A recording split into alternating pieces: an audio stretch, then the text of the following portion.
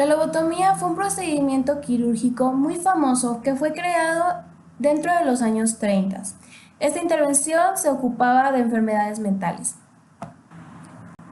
Fue en el año de 1934 cuando el profesor y cirujano Egas Muniz recibió un disparo de un paciente suyo, el cual tenía enfermedades mentales. Esta situación originó que el profesor ideara el plan de comenzar una investigación acerca de estos temas, a la cual llamó leucotomía prefrontal, del griego leuco, materia blanca del cerebro, y tome, corte, en el año de 1935.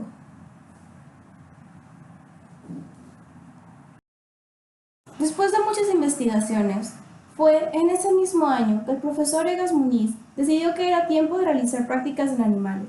Comenzó a operar simios y notó que todos presentaban un comportamiento dócil y tranquilo después de cada intervención, por lo que dedujo que podría ser aplicable en humanos, ya que ellos presentarían las mismas reacciones. Esto no fue totalmente cierto, debido a que los humanos presentaron efectos secundarios que los simios no, como problemas para hablar, falta de memoria, incluso déficit de atención. A pesar de esto, las prácticas en animales se detuvieron y comenzaron a operar solamente humanos. El profesor Egas Muniz se convirtió en uno de los médicos más importantes de su época, ya que todos consideraban que había hecho una gran aportación a la medicina.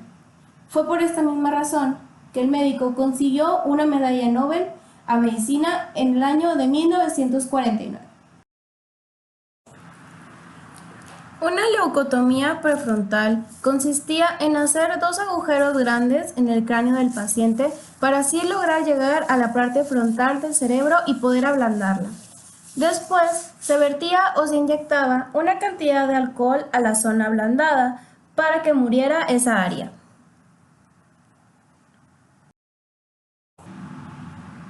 Alrededor de todo el mundo se comenzó a popularizar la práctica de Múnich, sobre todo en los países de Estados Unidos e Inglaterra. Muchos médicos comenzaron a utilizar su técnica, entre ellos el médico Walter Freeman.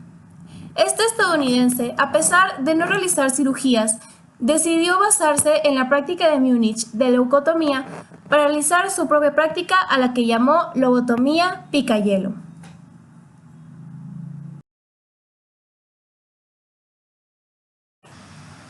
Las prácticas de lobotomía picahielo se llevaron a cabo debido a que Walter Freeman tuvo la idea de que podía haber una manera mucho más sencilla de llegar a la parte frontal del cerebro sin tener que abrir los dos agujeros grandes en el cráneo.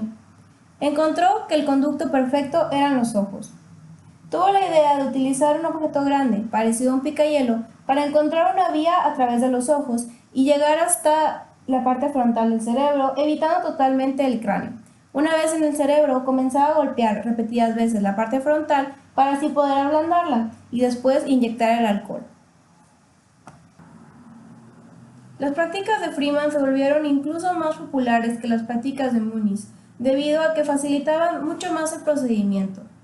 Freeman decidió viajar a toda Europa para poder realizar él mismo lobotomías. Contaba con una furgoneta a la cual se le fue llamada Lobotomóvil, en la cual viajaba a diferentes ciudades cercanas para realizar su procedimiento a diferentes tipos de personas. Sus principales pacientes eran personas que sufrían de problemas mentales, ya sea la depresión.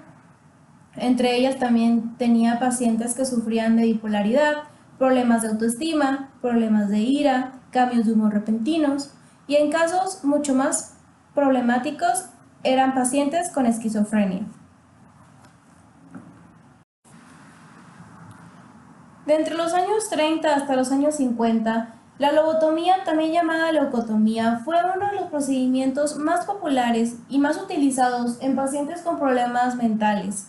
Se cuenta incluso que las lobotomías llegaron a ser tantas que llegaron al número de 40.000 intervenciones de lobotomía durante esos años e incluso 50.000.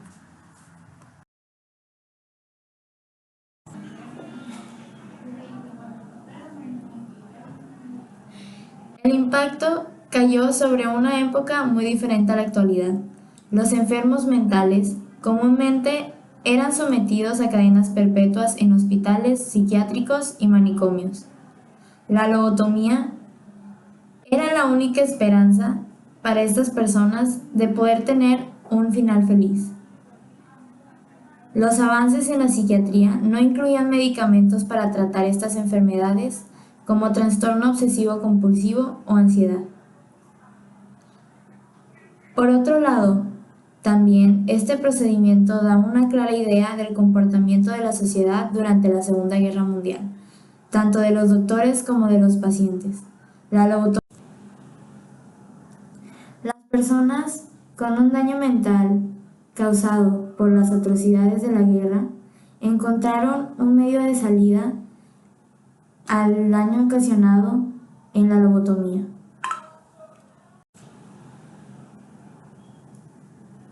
Se dice que aproximadamente de 40.000 a 60.000 cirugías de leucotomía fueron realizadas. Debido a las ideologías nacionalistas de la dictadura alemana, los ciudadanos se vieron muy reprimidos.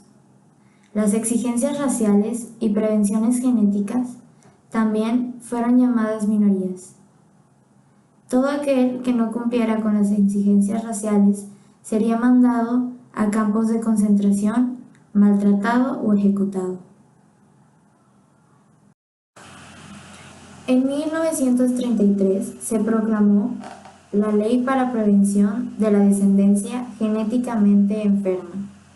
Esquizofrénicos, depresivos, personas con trastornos y gente con deformidades físicas eran sentenciadas o condenadas a muerte.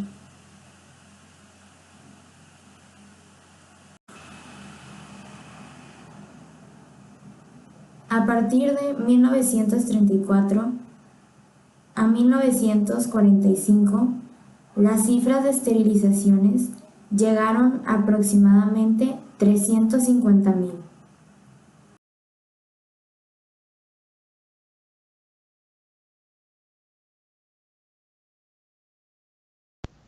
Hoy en día se tienen fármacos y otros procedimientos no invasivos que permiten tratar estos desórdenes sin dejar efectos secundarios trágicos.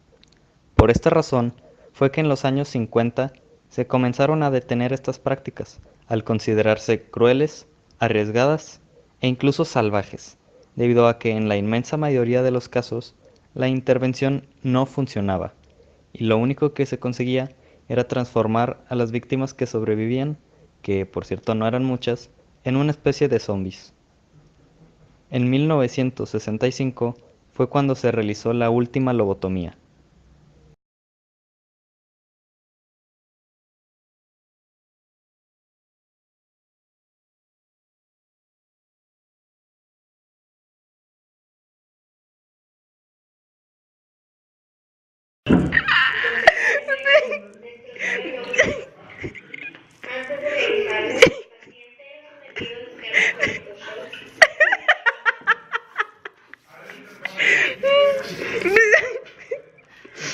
No, Cory, no te atrevas.